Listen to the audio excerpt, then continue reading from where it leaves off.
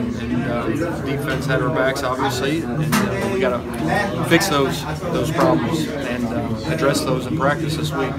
They're not bad defensively. No, they're very good defense. Very good up front. It's a heck of a matchup for us, especially when they want to try to cover our good guys and you know, drop and cover our fast wide receivers, and it makes it more challenging. Obviously, you got to find ways to run the football. What was going on in the red zone that just gave you a lot of difficulty today? What was going on in the red zone, the offense that just gave you a lot of difficulty today? Well, obviously there was a lot of guys in the box. We had our opportunity. We just ran basically a gap scheme down there twice in a row and didn't come away with much yardage. Obviously, you got to get a yard down there first and go on the one. You got to find a way to get that yard. That's a tough yard to get. We got to do a better job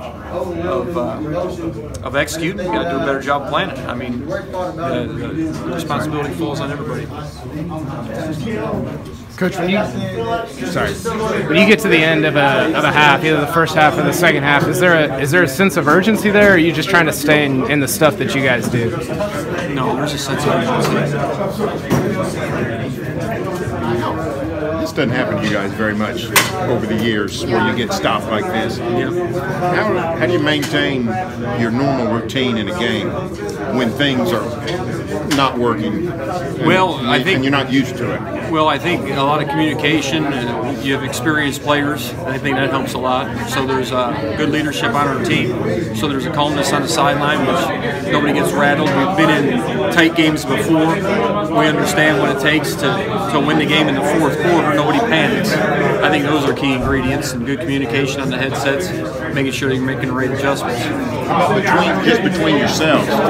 Take the players out of the equation. Just you guys as an offensive staff and talking to each other and talking to Gundy. Is it different in a game like this? You know, there's a lot of communication on just about every game we have. We're trying to, whether we're scoring a lot or a day like today where you're struggling on offense. I mean, you're communicating and you're trying to get it in the best particular play based on what they're giving you, and that goes on a consistent basis. How similar was what Texas did to what TCU did a couple weeks ago? A little bit different. Similar in the fact that they were deep and off of us with safeties, but different in their front structure. Today was more of a 3 down, and they play, you know, 4 eyes, which is on the inside shade of the tackle. So they canceled your inside gaps and let their backers play over the top. And so TCU is a 4 down front. So structurally a little bit different. Same in the philosophy of not getting anything by you and cover the whole field from a third level perspective. So did the stuff that you learned in the TCU game not necessarily apply today because they were showing different up front? Some of it was applicable, and we tried some of those things, and we got to do a better job of executing. Thanks, Mike. Yep, you're welcome. Thanks, Mike. Yep.